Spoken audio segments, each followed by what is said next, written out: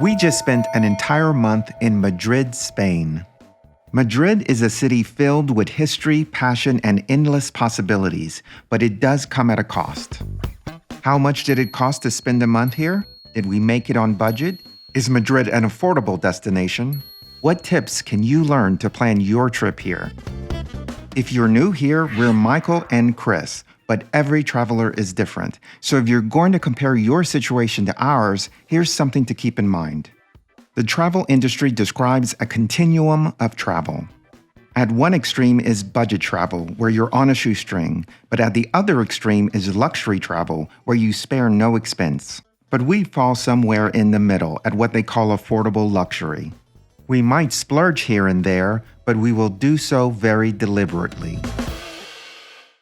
Hello, everybody. Let's talk about Madrid.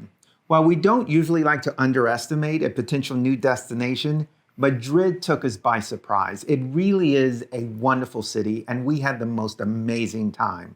Now, Madrid's not on the tourist radar in the same way that, say, Barcelona is, but we think that's not going to last very long. People are starting to find out about Madrid. So if you're going to visit, you probably need to visit right now. For sure. Madrid offers so much to do, and we did so much of it. So we'll tell you what all that cost, and we'll break it down into categories. Make sure you stay to the end of the video, though, because we'll total it all up for you. We'll give you some takeaways, and we'll tell you where we're going next. Let's talk about the cost of airfare. Now, we do not include the cost of airfare in with the total cost for the city because it tends to vary so much. Also because we tend to include multiple destinations within that one ticket. In this case, we flew from Washington, D.C. to Madrid, then trained through Spain and exited from a different city. And this brings us to our first tip. If you're going to fly to Spain and you have the time, make it a multi-city adventure. The train system in Spain is amazing, and it goes to nearly all regions of the country. So take advantage of that. As Chris mentioned, we flew from Washington, D.C. into Madrid, and we did a round-trip ticket on United in premium economy, and we spent $3,530.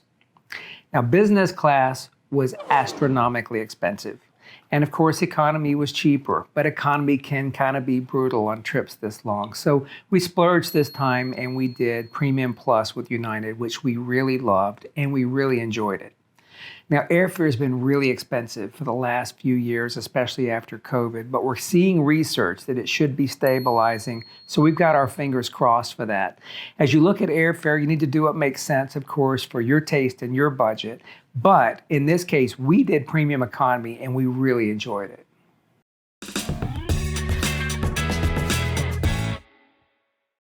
Let's talk about accommodation. Now, we stayed in this amazing Airbnb in the center of Madrid. Now, we did a video where we toured the place, so if you haven't seen it yet, do give it a look because we give you a full walkthrough. You can find pretty much anything you want in terms of Airbnbs in Madrid, and we focus on very particular criteria wherever we go. We want a great location. We want air conditioning, we want a washer and dryer, we want an elevator if we need one, and we want a king-size bed if we can find one. We found all of that in Madrid, and we're really happy with our selection. Very much enjoyed our experience. We spent $3,680 for the month for our Airbnb, which is pretty typical for us because we generally apply the same criteria everywhere.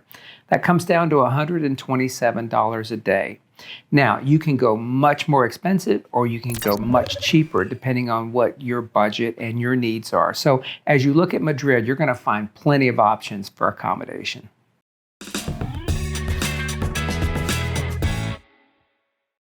Food is a big part of the adventure when visiting Spain. You can do everything from street food to Michelin star restaurants. And there are many different ways to manage your budget as well. For example, for lunch, always ask for the menu del dia.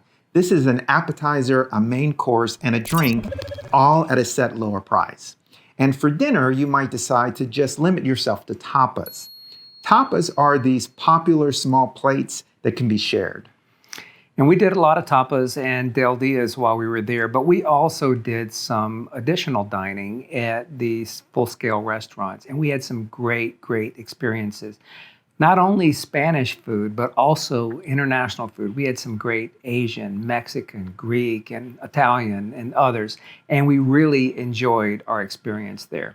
For the month, we spent $1,622 on dining, which averages out to $56 a day.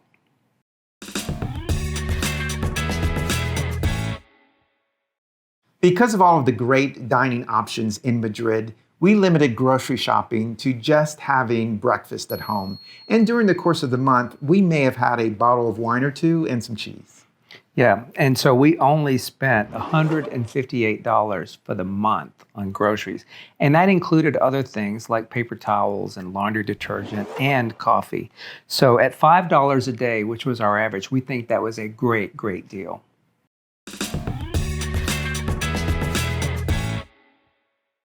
Madrid excels at its public transportation, and we took the subway several times. And the subway goes to most areas of the city, and it's relatively clean and very safe. Now, because Madrid is so compact, we were able to walk pretty much everywhere. Of course, we had to get our luggage from the airport to the Airbnb and then to the train station when we left. So we spent some money on ground transfers and just a little bit on others. So for the month, we only spent $187, which was about $6 a day.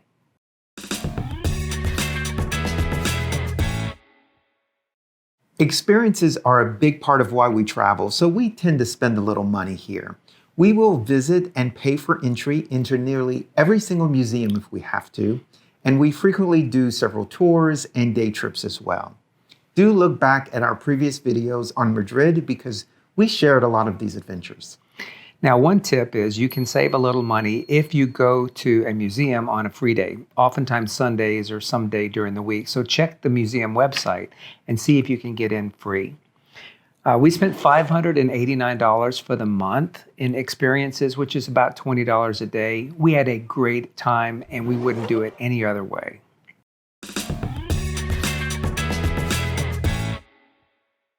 Spain is often talked about as one of the more affordable European destinations, but we set a budget for ourselves that would fit a major European city at a mid-range affordable luxury budget.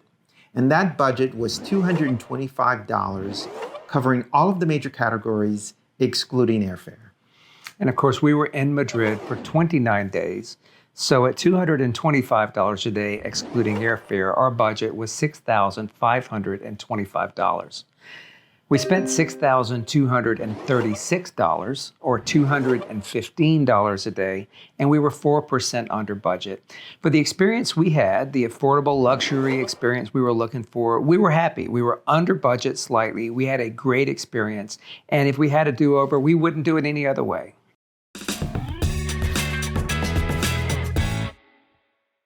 So what's the final analysis? We loved Madrid.